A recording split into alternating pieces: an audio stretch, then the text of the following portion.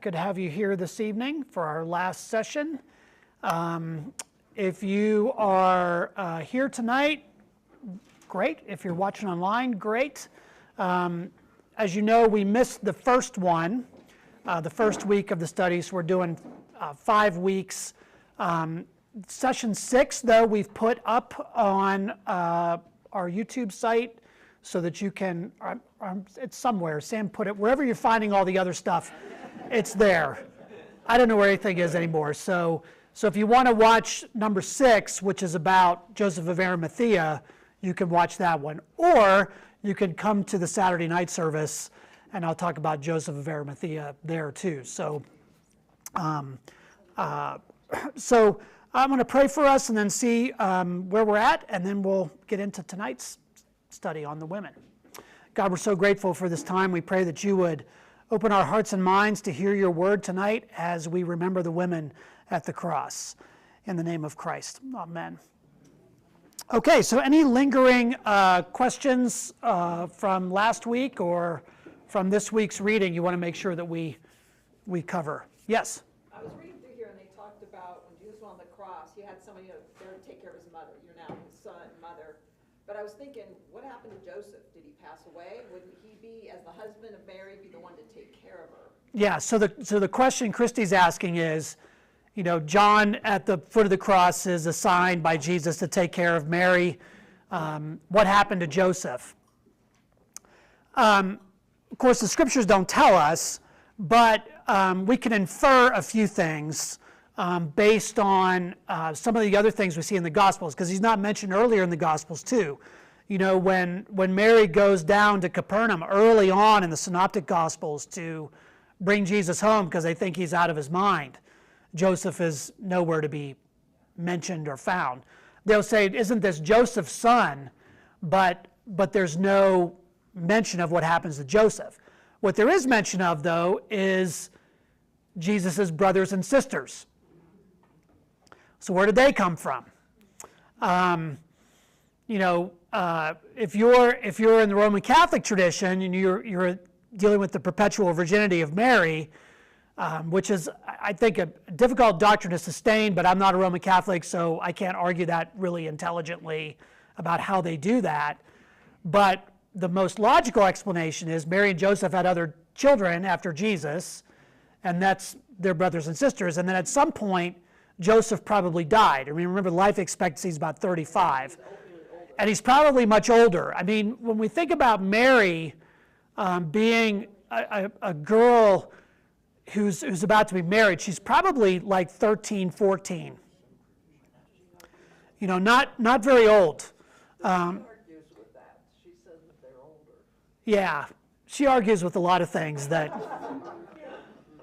I'm not sure that I buy, okay? Yeah, there's a couple things in this too, that I'm like, okay. But most likely, I mean, she could be, but probably much younger than we would think of as marriageable age, let's put it that way. We think of that as 18 now, at the earliest. But, I mean, stuff happens, right? And so, particularly in a small town,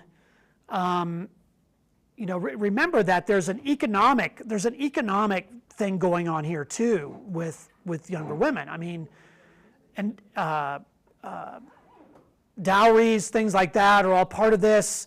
Making sure that they're cared for, all those kinds of things are part of this. So it's not unusual to think along those lines. Well, when you think about the fact that people didn't live that long, everything kind of moved.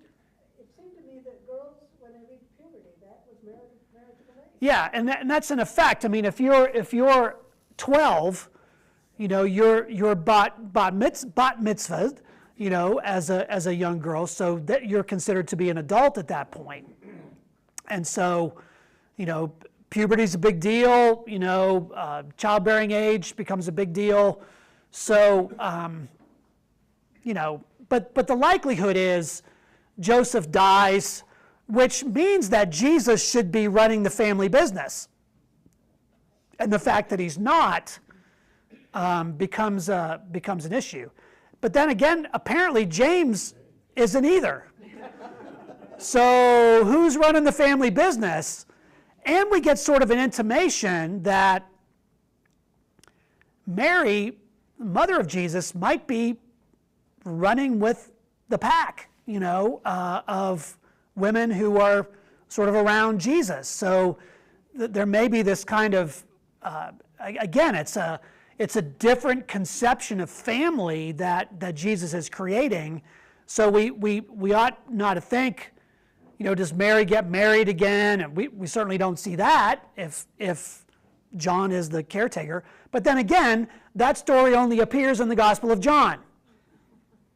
So, we have these varied, and we're going to look at this tonight, some of these varying accounts.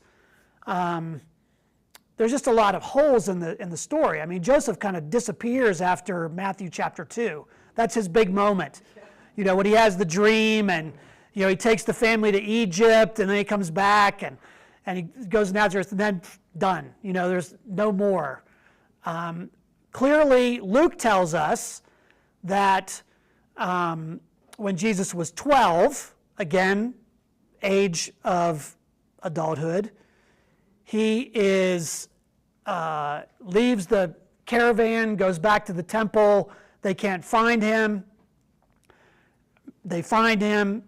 Your father and I have been looking for you. So he's around at that point. But Mark doesn't mention anything about Joseph at all. Neither does John. They don't have anything about the birth narratives at all.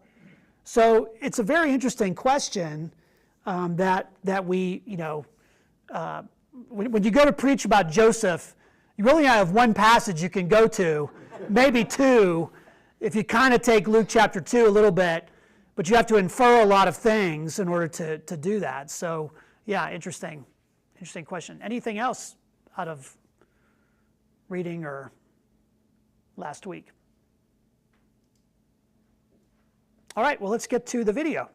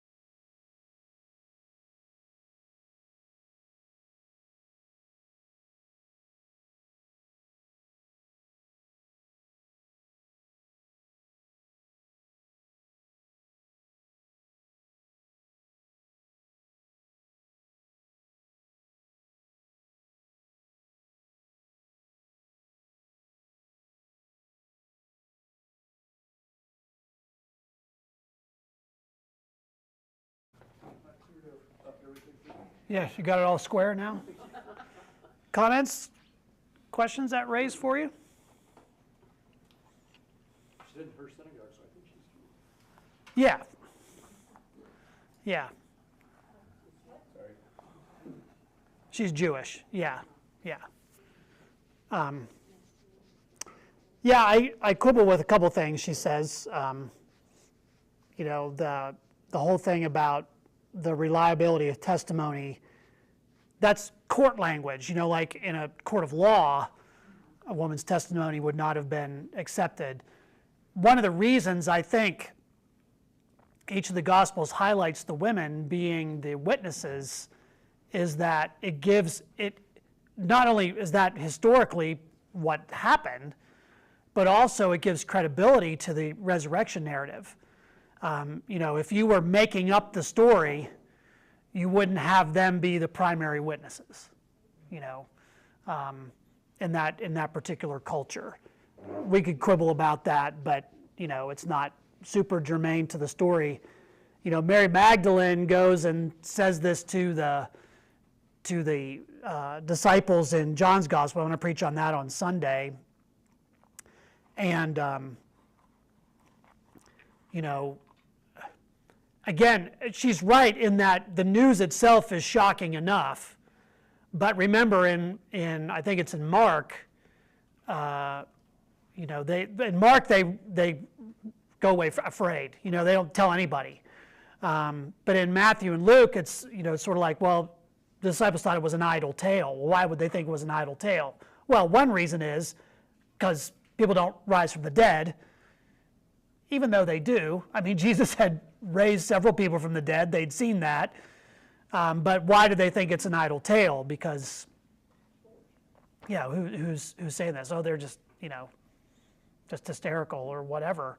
So you can go back and forth on that. It's not really that important at the end of the day. But I do think it strengthens the nature of the witness. You know, that, you know, this is not the kind of story you would make up. You would not make the first preachers of the gospel women in that culture. Somebody, you know, I get these debates all the time, you know, because as Methodists, you know, we ordain women, you know, we have women in leadership, and there are some traditions where they're like, no, because of a couple lines in Paul, which are often taken out of context. And people say women shouldn't speak, you know, shouldn't proclaim the gospel, shouldn't speak, you know, church, things like that. And my response to that is, well, thank God they did, because otherwise, who would know? The men weren't there, you know. And my argument for Sunday, just to give you a preview, is that when you look at the gospel stories, who's the only person who's present for everything? Mary Magdalene. She's present for everything. She's at the cross, she's at the empty tomb, she's going with the disciples, she's everywhere. She's the only one who really sticks by, you know, in the midst of all that. So that's an interesting connectivity. And not because she's Jesus' wife. Anyway, or girlfriend or whatever. Yeah, I mean, would that change the story terribly if she was? Good question. But there's something much bigger going on here, okay? So if you look at Luke chapter 8, verses 1 to 3, one of the things we learn is that there are a lot of women who are part of this entourage. And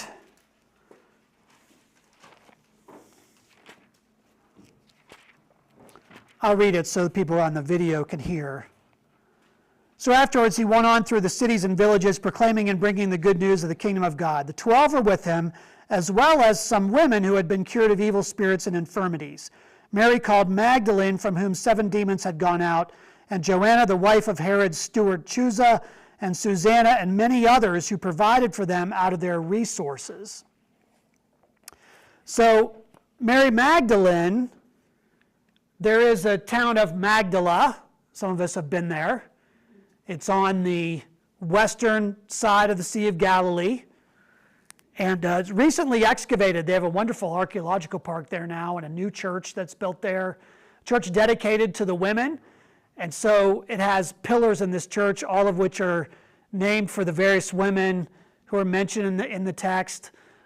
Beautiful frescoes and things like that. It was just built in the last 5-7 years. Beautiful church and a great archaeological site there. But what does Luke tell us about these women? They're patrons. So when we think of a patronage kind of relationship, we think of someone who's funding. You know, we talk about patrons of the arts, people who fund these things and who, you know, you have patron-client relationships. There's a kind of a mutual give and take. I give to you, you give to me. But in this case, it's a little different, right? It's different than sort of a regular patronage where, you know, you'd have a more powerful person who gives something to a person of lower status. That person of lower status then owes the patron some due, right? It's very Godfatherish, you know, like perhaps someday you'll do a service for me, you know, that's that kind of thing. But in this case, there doesn't seem to be this sense of the women expecting something from Jesus. In fact, what it seems like is that they're doing this out of gratitude for what Jesus has done for them. You know, Mary Magdalene has 7 demons cast out of her.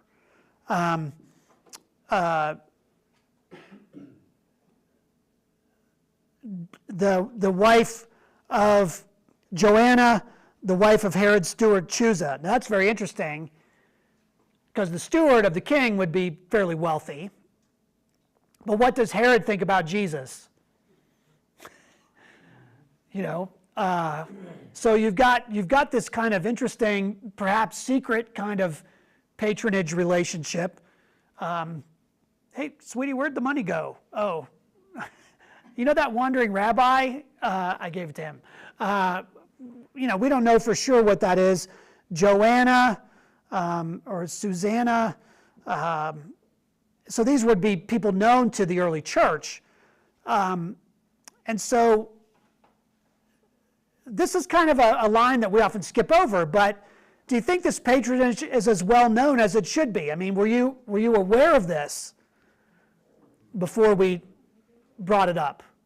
Oh, we kind of just skip over this part. The patronage custom, yes. Yeah, but in this particular case, I mean, who's funding all of this? It's the women. Now, in the book, she says Luke may be encouraging women who read the gospel to act as these women did, and so to contribute financially to the upkeep of the community without seeking leadership roles. Do women have leadership roles in the Bible? Not formal ones. There's judges. In scripture, said the woman who's behind and be quiet. What about Deborah? What about some who are mentioned among the apostles in Romans 16, when Paul mentions, you know, yeah, I mean, are there, now, what you have to remember is, and this is always a big debate, right? So there are denominations. I mean, I grew up in one that said, you know, we can't have, it was fascinating to me because there was this sort of differentiation. We can't ordain women, have them have authority over men, and yet they could teach all the Sunday school classes. So who's really driving the bus here? Yeah. Yeah, think about Susanna Wesley. Church services are in her kitchen, In her kitchen, much to the chagrin of her husband. yes, her husband Samuel was not happy about that, wrote her and told her to stop because he was away, and she basically said, so you want the gospel to stop, is that it? And he shut up after that. Can't argue with it. Yeah, because the rector who was filling in was a doofus, and she was instructing the people in her kitchen. So again, we extrapolate things out of context often, and we read them differently. And so some say, well, women can't be part of the priesthood.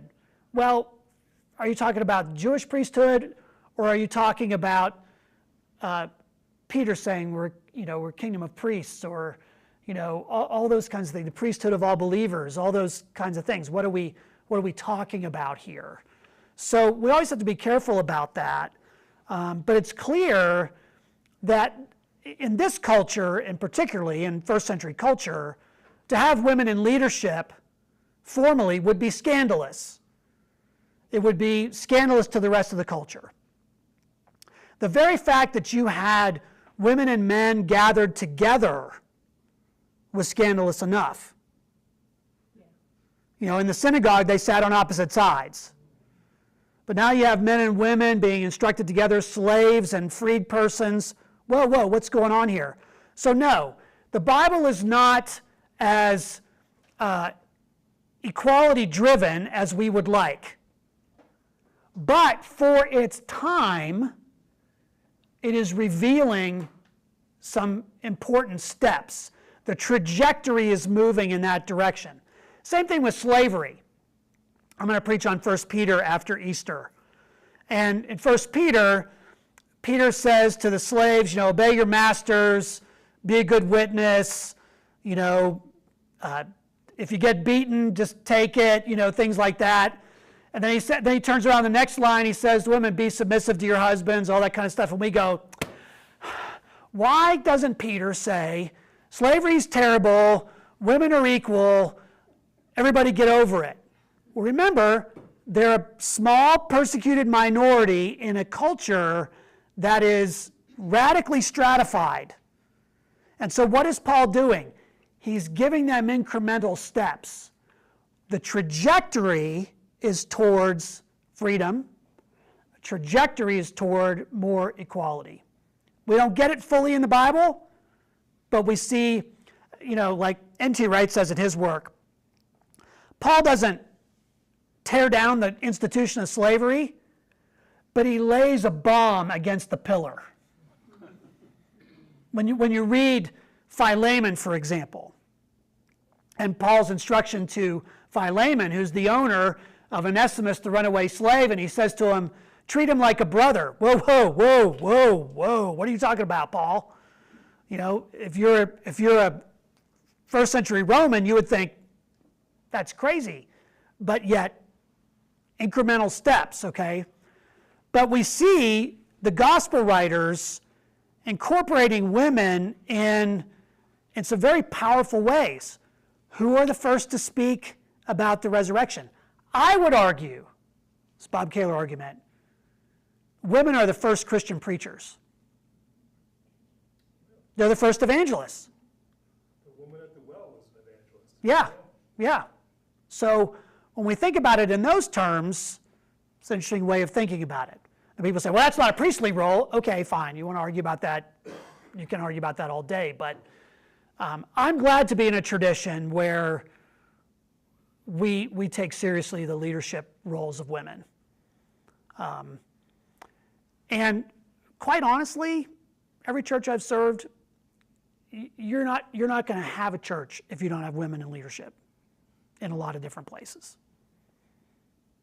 They drive the bus, and it's really important for us to remember that. That's the Christian vision. That's where this is going.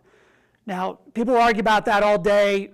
If you ever want to get into that and see where it goes, go on Twitter and look up complementarianism and watch what happens. People lose their minds over this stuff. It's like the number one thing that they fight over. When Paul talks about wives submit to your husbands, in the next line he says to the men, husbands love your wives as Christ loved the church. Okay, who's getting the greater instruction here? It's kind of a mutuality that he's talking about. So I think that's important, and these women certainly have a role in what's going on. So let's talk about the difference between these different narratives. So what I want to do is, I want to split you up real quick, and we're not going to have time to get through all these questions, but I want this table to do Mark. So Mark chapter 15, verses 40 and 41. And then this table is going to do Matthew 27, 55, and 56. This table is going to do Luke 23, 27 to 31. And this conglomeration of tables here is going to do John 19, 25b. Whenever you see 25b, that's the second part of the verse. So you can split the verses into clauses. So that's the second part, 25b to 27. And here are the questions I want you to think about. Who are the women watching Jesus die in these texts? And what is the gospel writer telling us about their relationships to Jesus? Who are the women watching Jesus die in the text you're reading? What does it tell us about their relationship to Jesus? Just take a couple minutes to do that, and then we'll compare them.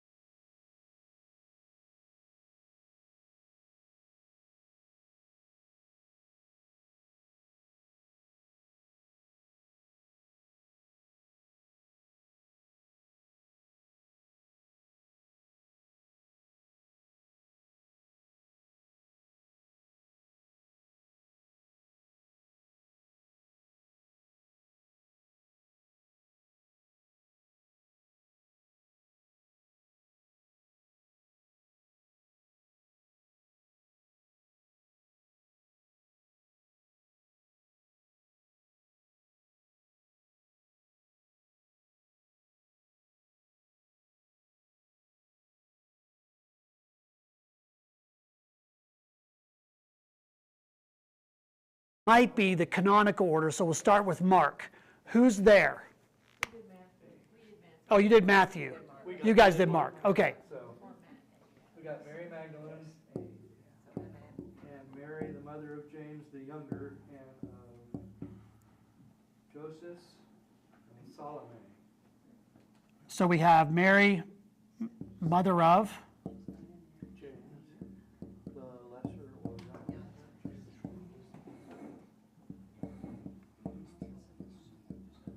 Joseph. Yes. Salome. Okay. And some versions say and others. And many other women. And they're from afar. They stand afar. And many others. What's their relationship to Jesus, do you think? Well, it says they accompanied him and ministered to him, and also came with him to Jerusalem. Okay. So they were following him along, they weren't just, had just showed up there that day. Yeah, they're part of the entourage. Right. Yeah. So, Ministered to him, so it wasn't just they were watching, yeah. right? So is Mary, We're asking you. that's a good question, because we don't get that. I mean, we know that James is Jesus' brother, but is this the same James? Because there's a lot of Jameses. I would imply that it's not, because they said the younger, trying to, clarify that it's not, that's why they. Yeah, because there's another That's why they James. didn't say mother of Jesus, they said mother of James. Right. The younger, not Jesus. Yeah, I mean, James. there's so many women named Mary. Yeah. And evidently there are a lot of women named James. Yeah, yeah. Miriam, Miriam from the Old Testament, Moses' sister, it's a very popular name. So is Jesus, by the way. Yeshua. It's Friday, I'm going to make the comparison between Jesus of Nazareth and Jesus Barabbas. You know what Jesus Barabbas means? Jesus, son of the Father. Jesus Bar Abbas. Interesting comparison. Okay, good. So we're not sure exactly, but they're standing at a distance.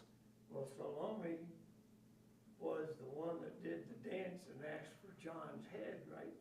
Well, is that the same one? Well, I don't know. He just asked what the relationship is. Yeah, it's like he just throws that in there. Because I think the gospel writers are assuming that the community that they're writing to knows who they're talking about. So, is this the same Salome? Probably not. Probably not. Probably not. Yeah. But, You made reference a minute ago to somebody that was related to her. to Herod's steward. Yeah, Yeah. could be. Okay? Matthew. Who's there? Pretty much the same list. Solomon's not named explicitly. Oh, yeah, Mrs. Zebedee. Solomon. Mrs. Zebedee instead of Solomon.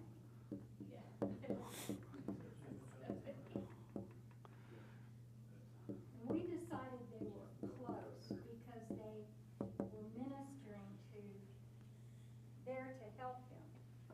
So they had a pretty close relationship. So they served. They provided. Okay. They come from Galilee, so it wasn't like they just, Yeah, it wasn't like they just, they just ran into him. yeah. They were following. So there's a whole, entourage coming from Galilee. Okay? Luke. Non-specific, nobody was named. Just said a group of women. It said daughters of Jerusalem, so I'm assuming they were Jewish. Now, read that text for me. Daughters of Jerusalem part? Yeah. Okay, it said,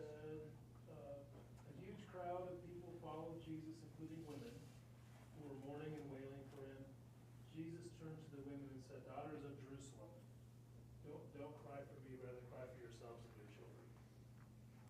Why? Well, it goes on to say, I mean, this is kind of like, looking down the road, like some eschatology, some kind of, happy are those who are unable to become pregnant, the wombs that never gave birth, and the breasts that never nursed them. Then they will say to the mountains, fall on us, and the hills cover us. If they do these things when the tree is green, like when he's alive, what will they do when it's dry? So what do you think Jesus is referring to there? Fall of Jerusalem, maybe? Yeah. Yeah. When you when you read the accounts of the fall of Jerusalem and what happens, you know, that there's cannibalism, there's all kinds of things that are going on because Jerusalem's under siege. You know, Jesus is pointing to the destruction of the temple and all of that. Well, he might be pointing to when he returns, and you know, where he says, you know, you don't want to be pregnant when that happens. Well, he might be. Yeah, it might be both two messages, right? Maybe. Thank you.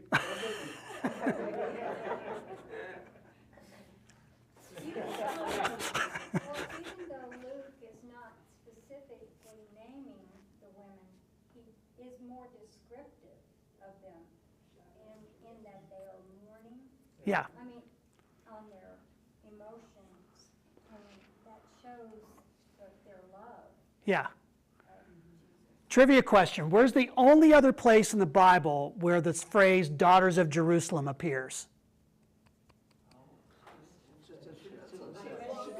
It's in here somewhere. Song of Songs, which we normally think of as when I was a kid, I used to think it was the Bible's centerfold because it's right in the middle and it's very racy because there's all that stuff in there about breasts and, you know, all these euphemisms and all that kind of stuff. So, yeah, when you're bored in church, you can just flip open Song of Solomon when you're 12 and you're like, hey, wow, this is kind of cool. What? This is in the Bible. It's in the Bible, Mom, you know, like, there it is. You know, but it's very interesting because, you know, some would interpret that as a Hebrew kind of love poem, or some would say it's, you know, they would interpret it as a relationship between Christ and the church, which I think is a bit of a imposition on the text. But this idea of, you talked about closeness, right, and love being part of this, it's a phrase of intimacy. He's really concerned about them. He's going to the cross saying, yeah, this is a disaster, but a worse disaster is about to come. And why is that disaster coming?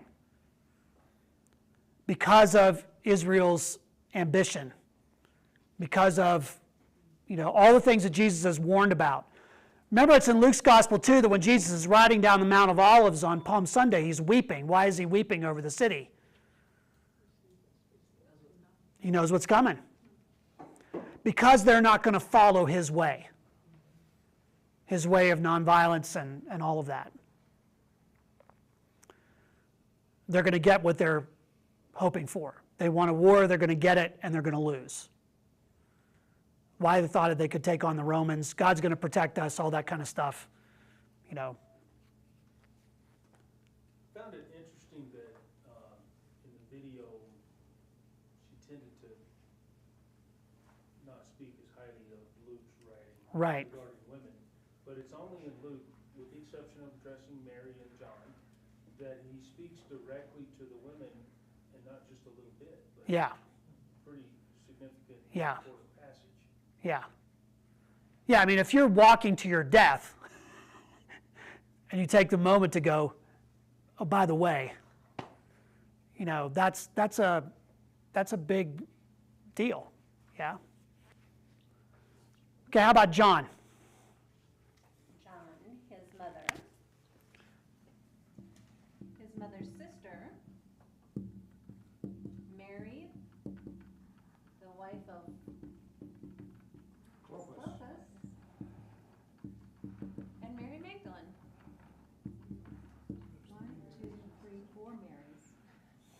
because Mary's sister was Mary also. So what does the fact that all these women have the same name say to you? It's very confusing. It's Disposable names. They were whatever.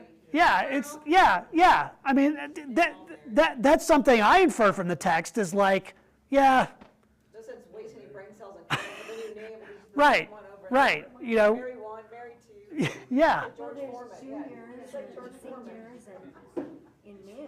yeah, true, Second, true. third, whatever, so maybe. But they don't seem to do that, like, you know, in the same family. You know, like they're not all named James 1, James 2, James 3, unless they're royalty. Herod 1, you know, Herod 2, Herod the Great, whatever. But in your average family, you know, they tend to give the men different names, but you can have multiple Marys, you know. It's an interesting, it's just a, maybe an imposition on the text, but it's very interesting. Okay, so when you look across the board here, why are these? They're near. Oh, they're near.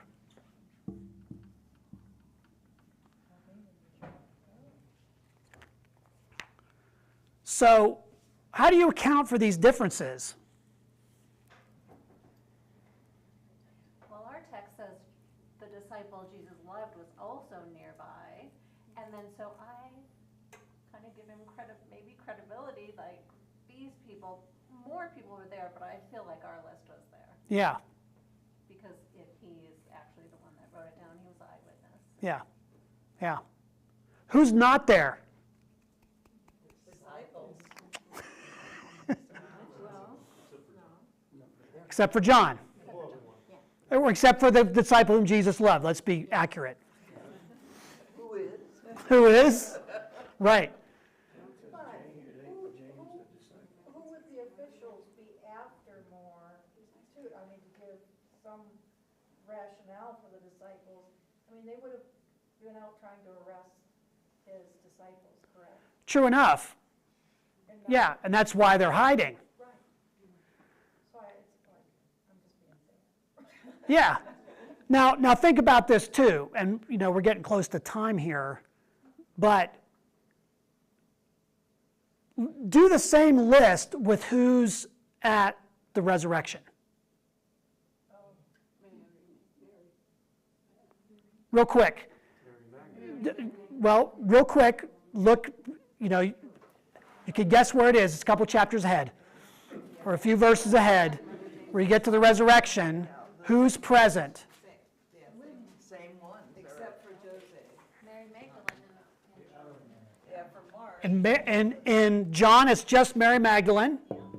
For Mark, it's got Mary Magdalene, Mother of James, and Salome. Okay. So somewhere Josie got lost. Josie got lost. We don't know where she is. No wonder she's only. Okay. Matthew. Mary Magdalene and the other Mary. Which other Mary? No, there is the other Mary. The other Mary. That's for everybody. Yeah. Same here. Another Mary. Or call her MMJ. Who else? Is anybody else?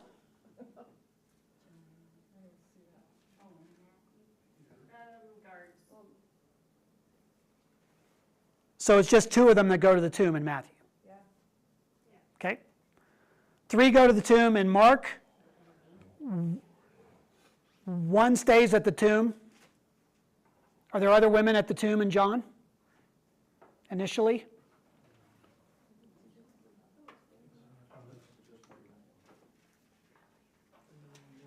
Or is it just Mary Magdalene who goes? How about Luke? We got a list of them.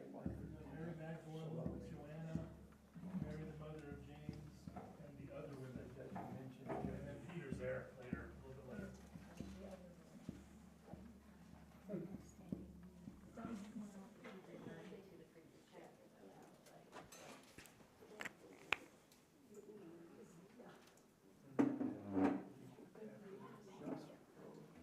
So what do you infer from that?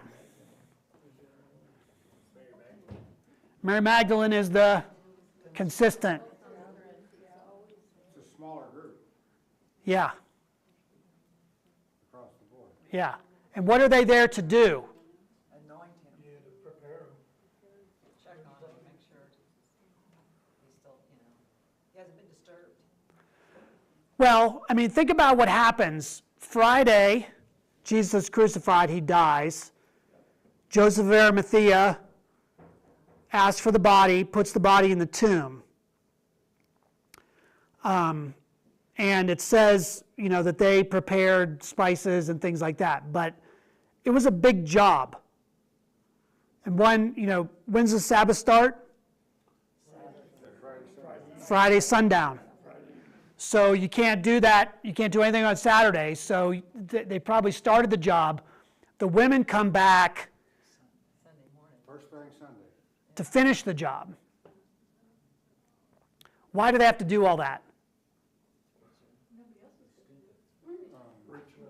Yeah, but why do I have to Controls all. do the spices, all that kind of stuff? Controls the odor and helps the Odor decomposition. control.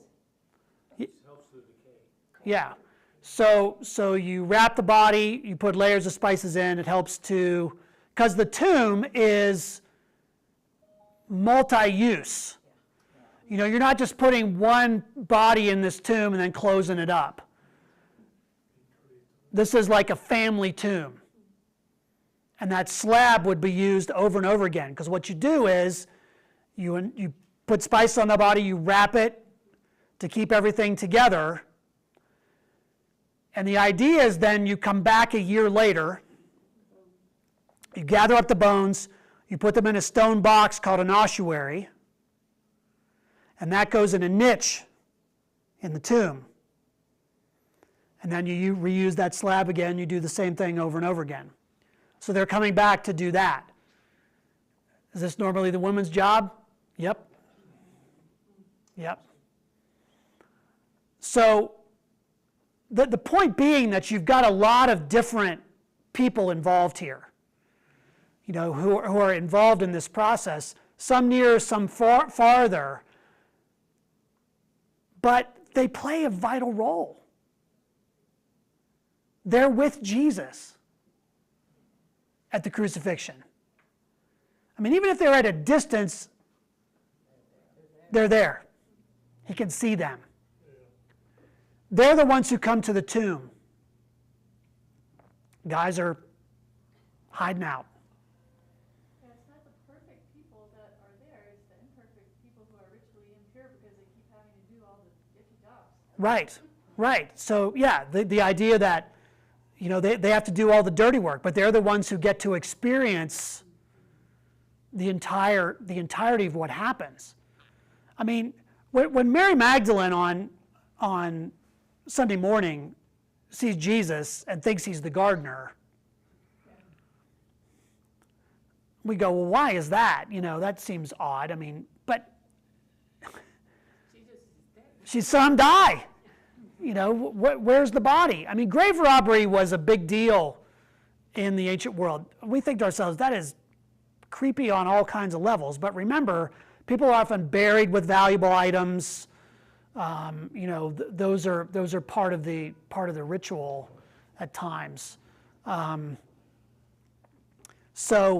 then there's each of the gospel writers makes the very important point that the tomb was empty.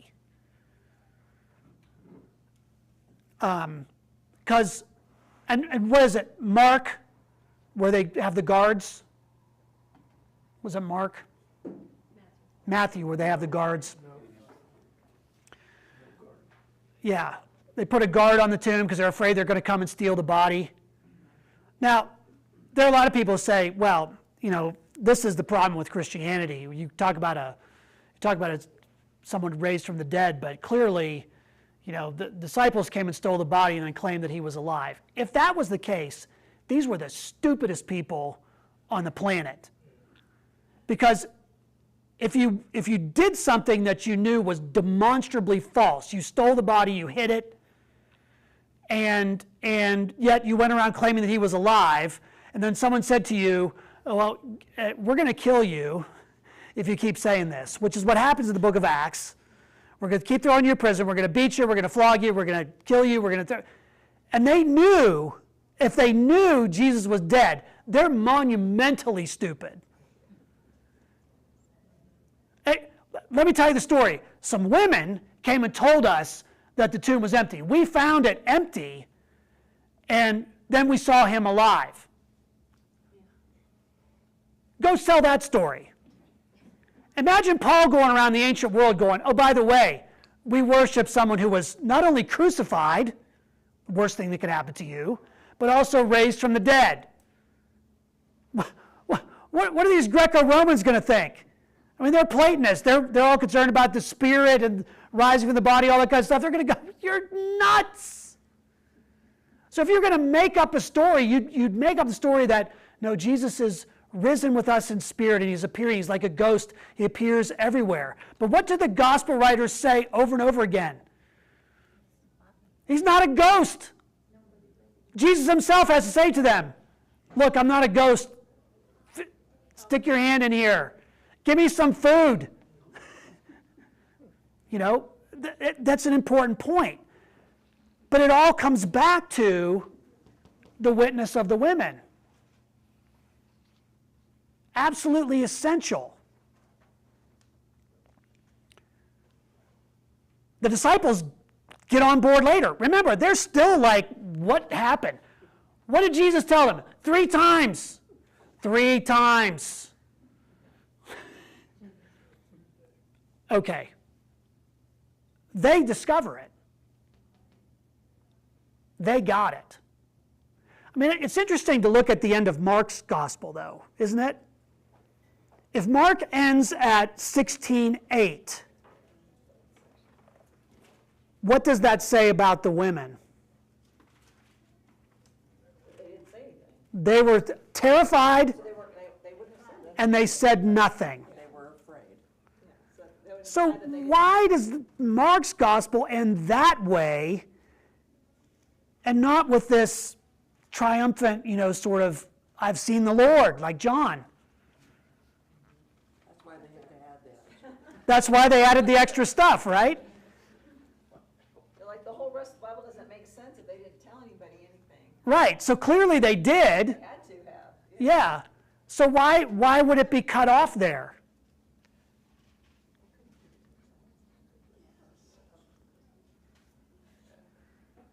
They didn't believe it, so they just cut it out. So I did a paper on this in seminary.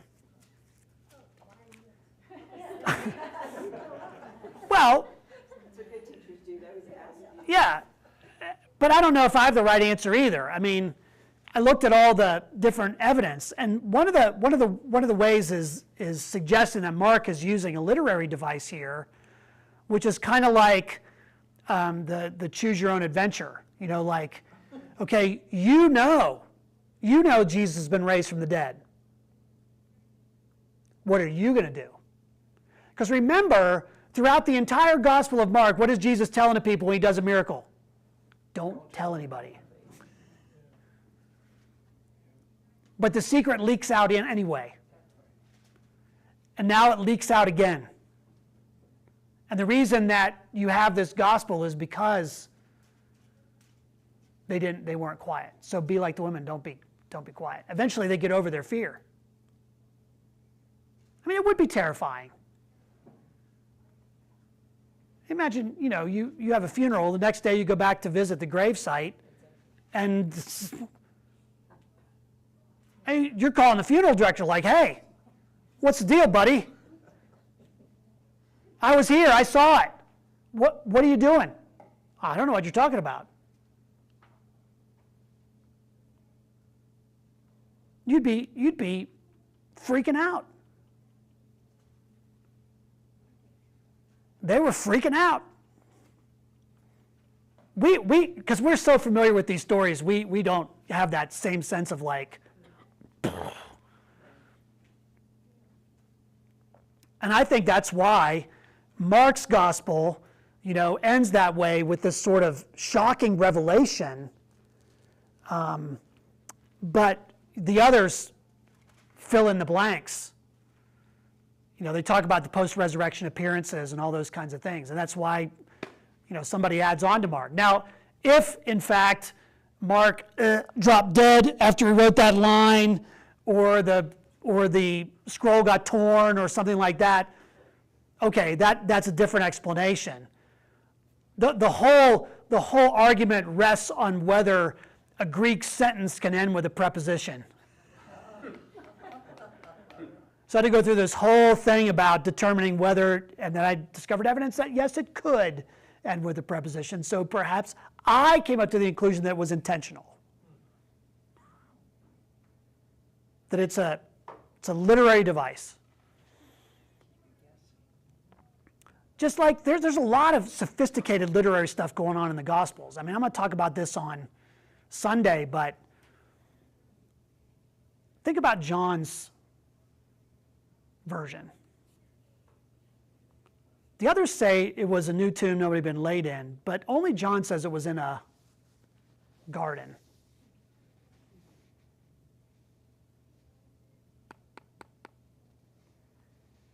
And it takes place when? First day of the week. And who are the only two people present? A man and a woman in a garden on the first day of the week. How does John's gospel start? In the beginning. Where's John taking us? Back to Genesis. New creation. And Jesus and Mary Magdalene are not husband and wife. But because of her witness, what happens? John 1:1, Jesus says, to all who believed, he gave power to become children of God. What makes it possible for children of God to be born again, as Jesus says in chapter 3? The story, the gospel. I have seen the Lord.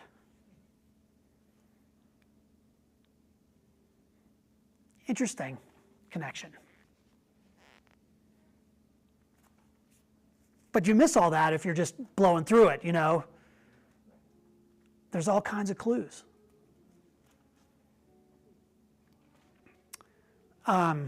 So, what role do women play in the Gospels, in these narratives? Significant role.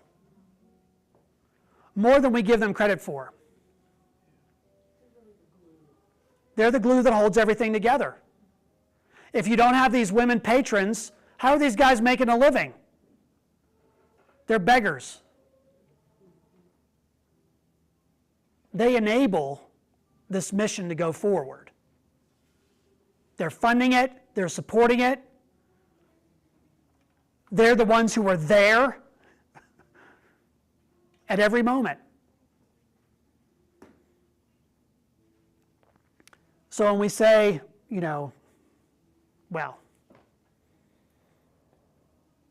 women have a subservient role, telling us? I don't think so.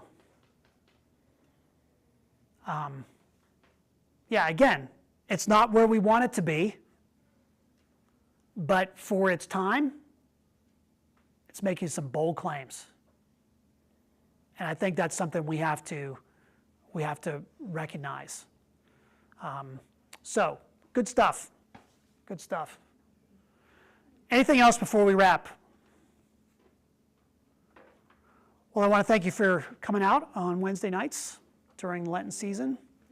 Don't forget, tomorrow, noon and 7, Friday, noon and 7, Saturday night, 7 o'clock out at the crosses, if the wind's not blowing too hard. If it is, we'll be inside. And then Sunday morning, 8, 9:30, and 11. And we're going to talk about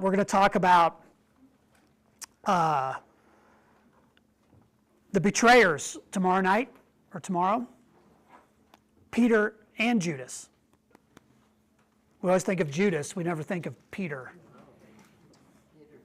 And what's the difference between the two? Friday we're going to talk about Barabbas, who's one of those figures who, again, we just kind of blow past, but how was he connected? What there's that great moment in Mel Gibson's The Passion of the Christ. It's a very interesting movie. If you can get past sort of the torture porn part of it, there's some very interesting imagery there. But there's a moment where Jesus and Barabbas kind of pass one another, and Barabbas just kind of looks at him. And I've always thought, what did he think at that moment? What did he think at that moment? So we're going to talk about him on Good Friday. Saturday night we'll talk about Joseph of Arimathea. And then Sunday morning we'll talk about Mary Magdalene. So we're going to keep the theme of the series rolling. And then after Easter, I'm going to do a blitz through 1 Peter for 4 weeks. And then Tyler's going to preach. On the 22nd.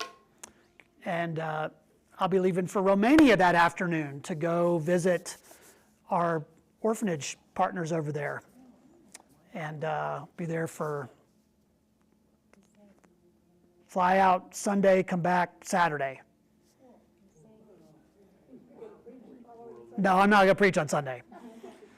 But I'm looking forward to that. But yeah, so that's what's coming up. So we look forward to seeing you all. It's myself, Randy Jessen, and then Dave York, who's pastor in Kansas, but also a good friend of mine. So it's just the three of us going. I'm taking video. I'm going to shoot a bunch of video. We're hoping to take a team from here in October.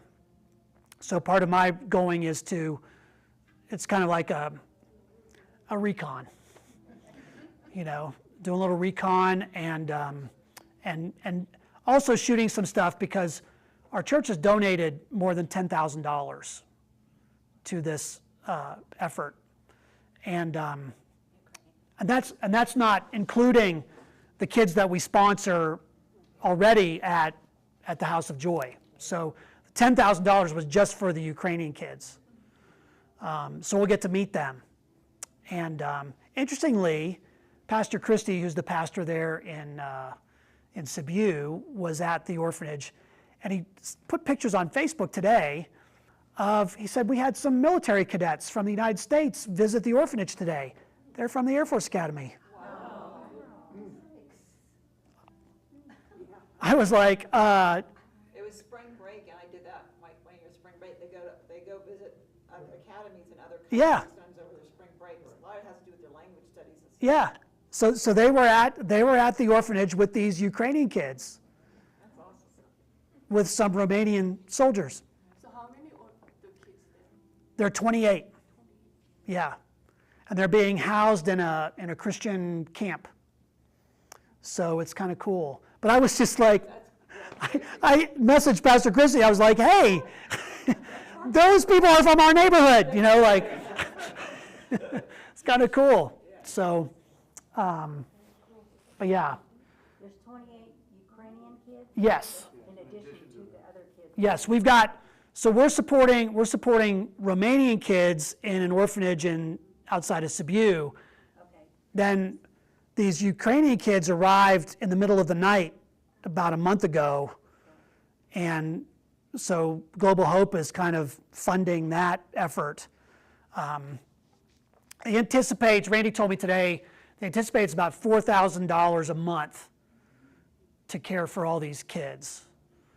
So that's going to be an ongoing thing. They have a 3-year agreement with the Romanian government to care for these kids up to 3 years.